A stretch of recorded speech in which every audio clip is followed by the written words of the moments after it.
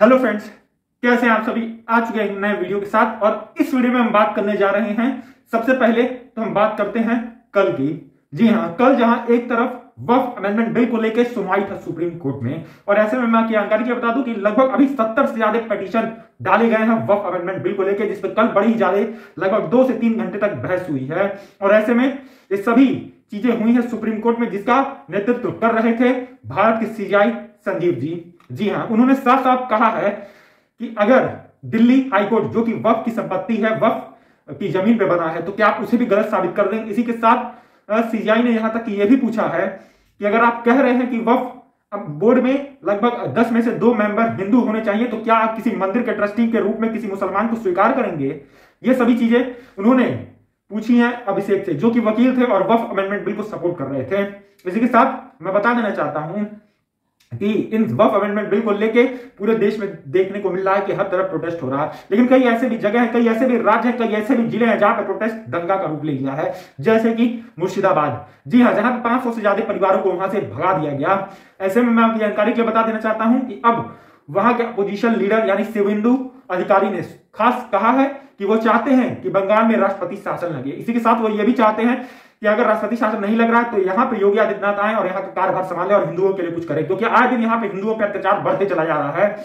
और ऐसे में मैं बताना चाहता हूं कि अभी के टाइम पे योगी आदित्यनाथ बड़े ही चर्चे में हैं। वो अपनी बातों की वजह से हमेशा चर्चे में रहते हैं और फिर एक बार वो चर्चे में आ गए हैं। उन्होंने कहा है कि जहां बंगाल पे इतने ज्यादा दंगाई बढ़ गए हैं, जो कि हिंदुओं पे इतना ज्यादा अत्याचार कर रहे हैं, ऐसे में ये दंगाई बातों के भूत नहीं बल्कि लातों के भूत हैं। ये बातों से नहीं बल्कि डंडों से मानेंगे, जिसके बाद से पूरी तरफ और विवाद बढ़ गया है। ऐसे में मैं बता देना चाहता हूं कि जहां एक तरफ वक्फ अमेंडमेंट बिल को लेके सरकार और साथ ही साथ सुप्रीम कोर्ट इन सब चीजों में उलझी हुई है, तो वहीं दूसरी तरफ ये हिंसात्मक प्रोटेस्ट भी हर तरफ बढ़ते चला जा रहा है और दंगा भी बढ़ते चला जा रहा है।